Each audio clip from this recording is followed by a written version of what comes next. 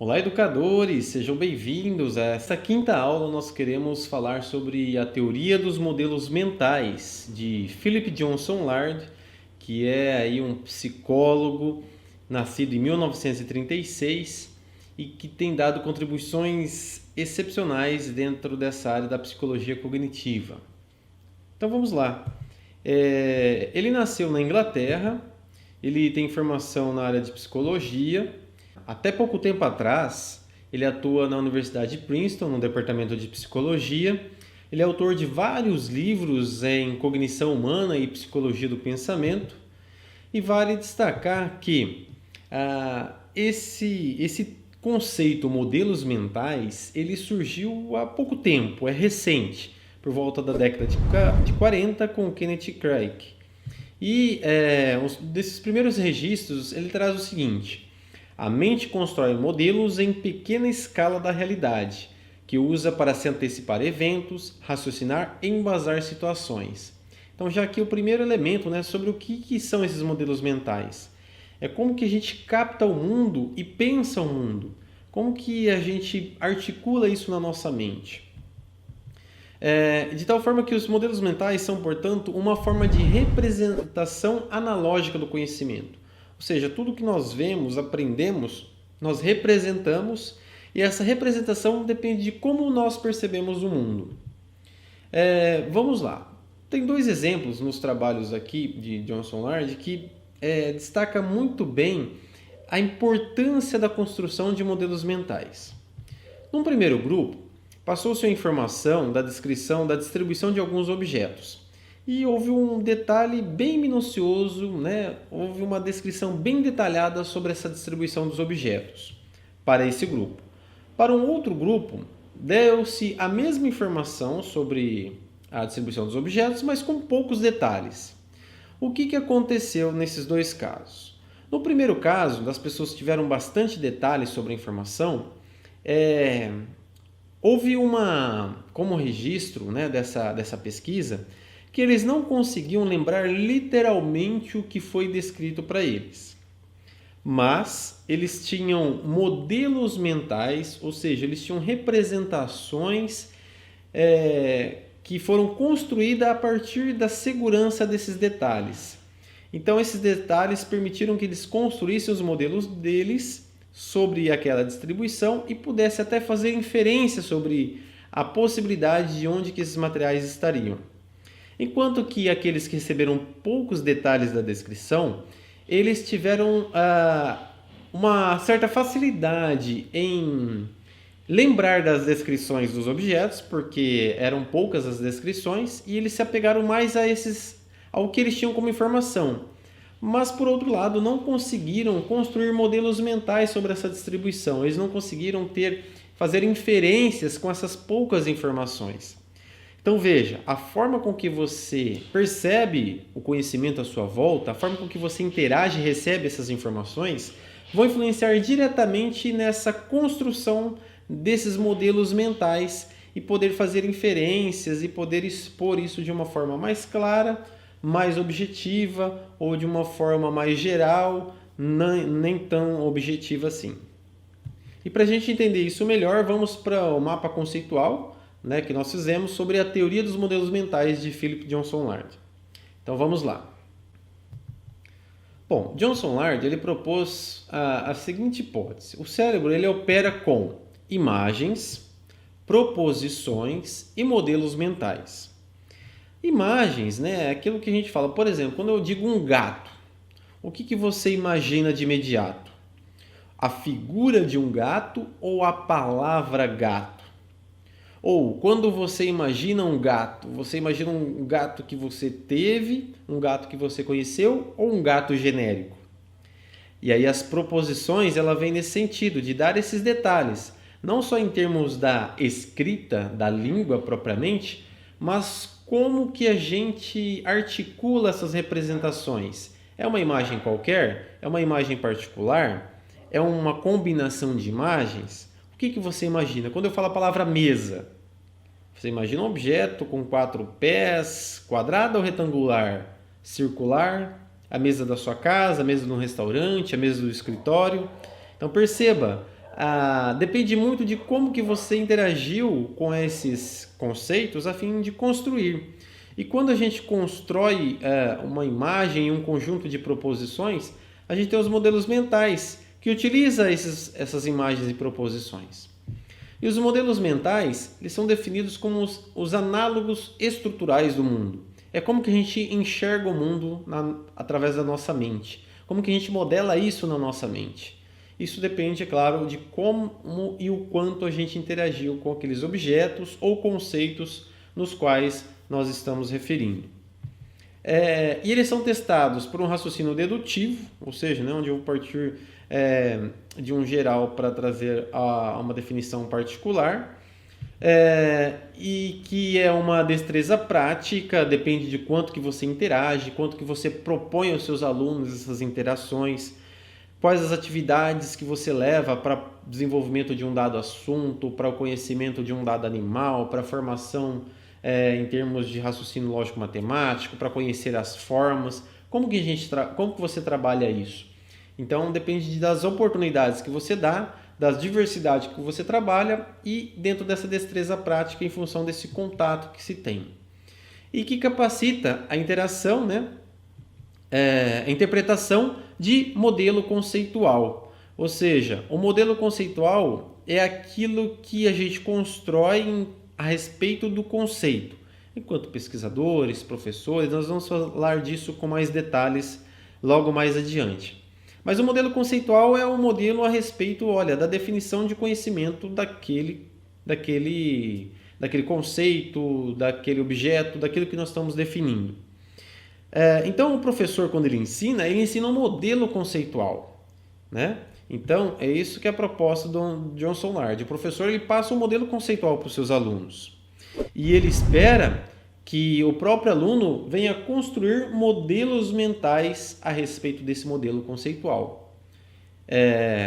E aí, o grande desafio que nós vamos discutir mais adiante é como a gente investiga, como que a gente faz o diagnóstico desses modelos mentais para saber se está coerente com o modelo conceitual que você passou enquanto professor. Então isso entra até num aspecto avaliativo, por exemplo. Então vamos lá, modelos conceituais e modelos mentais. Modelos conceituais são inventados por professores, pesquisadores, engenheiros, arquitetos, para facilitar a compreensão ou ensino de sistemas físicos ou estados de coisas físicos, por exemplo. Já os modelos mentais são modelos que as pessoas constroem para representar os estados físicos. Esses modelos eles não precisam ser tecnicamente acurados, mas devem ser funcionais. Eles evoluem naturalmente com o tempo. E no ensino, o professor ele ensina os modelos conceituais e espera que o aluno, como nós mostramos ali no nosso mapa conceitual, ele construa esses modelos mentais consistentes com os modelos conceituais e que, por sua vez, devem ser consistentes com o sistema físico modelado. Então, depende daquilo que a gente está passando e o professor ter esse diagnóstico. Agora, antes da gente falar em termos desse diagnóstico, vamos falar das características gerais dos modelos mentais que vão trazer muitas evidências importantes para a gente enquanto professores. Uma característica geral é que os modelos mentais eles são incompletos.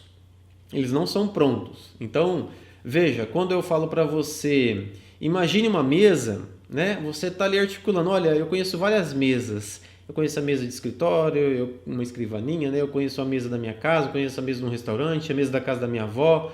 Uma tem toalha, outra não tem, outra tem vidro, outra tem madeira e assim por diante. Então, assim, quando eu falo um objeto, por exemplo, você imagina ele de forma incompleta. Você está constantemente modificando na sua mente essa estrutura a fim de trazer algo mais satisfatório para aquele contexto. 2. A habilidade das pessoas em rodar seus modelos mentais é muito limitada. Ou seja, vamos imaginar aqui, imagine um cubo. Você sabe que é um cubo, como se fosse um dado, com as faces lisas. Agora, na face da frente desse cubo, você coloca a cor vermelha. Na face oposta, coloca a cor verde. Perceba que nesse momento você já está tendo dificuldade. Onde está a cor vermelha? Onde está a cor verde nesse momento? Então, você consegue imaginar um cubo, você começa a pintar esse cubo e você precisa rodar esse cubo para poder imaginar onde estão as cores. E aí eu peço que você vai preenchendo as outras faces com outras cores: azul, amarelo, rosa e roxo, por exemplo. Perceba que você começa a se perder um pouco em fixar em qual face está uma cor específica desse cubo. Então, assim, geralmente as pessoas têm dificuldade em rodar esses modelos, em fazer variações mentalmente. Geralmente a gente precisa, durante o estudo, né, por exemplo, os alunos e nós também enquanto professores, de registrar, fazer uma anotação para que a gente possa fixar a ideia e poder ir rodando isso com mais calma, as informações, porque a gente tem essa limitação. 3. Os modelos mentais são instáveis. As pessoas esquecem detalhes do sistema modelado. Então, veja só, a gente acabou de construir um cubo, né, com aquelas cores, e eu peço para você lembrar onde estava cada uma das cores. A gente começa a remodelar aquilo, reconstruir o cubo para trazer as informações. Por quê? A gente não guarda exatamente tudo da mesma forma como estava, por exemplo. 4. Os modelos mentais não têm fronteiras bem definidas. Né? Então, aquilo que a gente estava falando da mesa, por exemplo. Né? Existe uma mesa quadrada, uma mesa retangular e uma mesa circular, de madeira e de vidro, com alumínio ou somente madeira, enfim. A gente começa a não ter uma fronteira bem definida sobre o modelo de mesa. 5. Os modelos mentais são não científicos, ou seja, as pessoas mantêm padrões de comportamento supersticiosos, mesmo quando sabem que não são necessários. Os modelos mentais de uma pessoa refletem suas crenças sobre o sistema físico. Por exemplo, quando você acaba de trancar a porta. Se você acabou de trancar a porta, por que você puxa a maçaneta? Né? Então, veja, ao girar a chave, você tem certeza que a porta fechou. Só que por uma questão supersticiosa, você sempre confere se a porta realmente fechou ou não. Né? Então, a gente tem essa complementação. 6. Modelos mentais são parciminosos, ou seja, frequentemente as pessoas optam por operações físicas adicionais ao invés de um planejamento mental, que evitaria tais operações. As pessoas preferem gastar mais energia física em troca de menor complexidade mental. Ou seja, não sei se você já fez uma monografia, por exemplo, ou fez lá um relatório e você precisa colocar um sumário no início do seu relatório. Então tem a capa bonitinha, tem a contracapa e aí tem um sumário que você precisa colocar lá os tópicos. Olha, introdução está na página 5, objetivos está na página 7, resultados está na página 11 e assim por diante. Existem pessoas que resistem em colocar manualmente isso. Olha, eu vou lá olhar em cada página, vou digitar o nome e vou colocar o número na frente. Mas existe um recurso dos editores de texto, como por exemplo o Word, que você consegue colocar isso de forma automática. Só que eu preciso entrar numa complexidade mental para entender como que isso funciona automaticamente para eu poder fazer. As pessoas geralmente que passam por isso dizem, olha, é muito mais fácil, né, até sendo redundante, fazer dessa forma. Porém, as pessoas resistem em ter essa complexidade mental, em aprender alguma coisa diferente, sendo que ela consegue fazer de uma forma mais trabalhosa. Então as pessoas preferem poupar energia mental e usar mais operações físicas adicionais para realizar uma tarefa, por exemplo. Então é isso que a gente observa, inclusive nos nossos alunos. Então, se a gente não desafiar constantemente, cai nesse conforto, de repetir rotineiramente aquilo que é mecanicamente mais fácil. Tá certo? Muito bem. Metodologia da pesquisa em modelos mentais. Então, veja só, como é que a gente faz para investigar esses modelos mentais? Eu, enquanto professor, você, enquanto professora, por exemplo, como é que a gente pode investigar esses modelos mentais nas nossas crianças? Então, vamos lá. Dificuldades. A gente não pode simplesmente perguntar para a pessoa qual é o modelo mental que essa pessoa tem sobre determinado estado de coisas. Ela não pode ter plena consciência desse modelo, tá certo? Os modelos mentais, eles não são claros, nítidos, elegantes, pois os modelos mentais que as pessoas de fato têm são estruturas confusas, mal feitas incompletas e difusas. No ponto 1, por exemplo, quando você pergunta diretamente para a pessoa, ela não tem consciência desse modelo mental. Então, quando ela vai construir uma resposta para você, consequentemente, ela está construindo um modelo naquele momento. E esse modelo que ela constrói está diretamente associado a uma expectativa que você tem sobre ela. Então, na verdade, às vezes ela está construindo um modelo que você espera ouvir e não necessariamente que ela tem. Tá certo? E no ponto 2, a gente não tem essa clareza absoluta, né? Não têm uma estrutura bem definida. Não tem como eu dizer, olha, esse modelo é A mais B que é igual a C. Não, ele é confuso, é dinâmico, ele é incompleto, ele varia constantemente, tá certo? Então, olha só, qual seria então a metodologia para a pesquisa desses modelos? Uma possibilidade, né, e muito trabalhada dentro dessa área, são os protocolos verbais. Né? Há várias maneiras de fazer com que as pessoas gerem protocolos verbais, incluindo entrevistá-las, pedir-lhes que falem livremente, pensem em voz alta, descrevam o que estão fazendo enquanto executam uma tarefa. Então, o fato de você conversar, né, você colocar ali alguma coisa para registrar, seja um gravador, uma câmera, né, dependendo do contexto que você está trabalhando, se você tem essa liberdade, ou se você vai anotando, né, ou que você faça essa entrevista, depois faça a anotação de imediato. Então, assim, que a pessoa vai externalizando o que ela está fazendo, pensando e construindo. Essa é uma forma muito interessante, esses protocolos verbais, para serem analisados, porque ela vai ser mais fiel àquela construção instantânea sobre aquele modelo e o estado que aquele modelo está naquele momento. Registro de imagens dos gestos e movimentos e produções. Então isso aqui é algo que eu utilizei, por exemplo, na minha monografia, né? Na época da graduação eu fiz um estudo sobre modelos mentais dentro do ensino e os impactos disso para a inclusão. Então, assim, utilizar de imagem, os gestos das pessoas dizem muito a respeito do modelo, em termos de amplitude, magnitude, espaço, né? Esses movimentos das pessoas, a direção, traz muitas evidências importantes a respeito do modelo mental que elas têm ou que está sendo construído, ou sobre a dinâmica desse modelo mental. E aí, para finalizar, a nossa frase clássica aí de todas as nossas aulas, né? Modelo mental, é uma frase aí do Philip Johnson Lard, né? Modelo mental é uma representação interna de informações que corresponde, analogamente, ao estado de coisas que estiver sendo representado, seja qual for ele. Modelos mentais são análogos estruturais do mundo.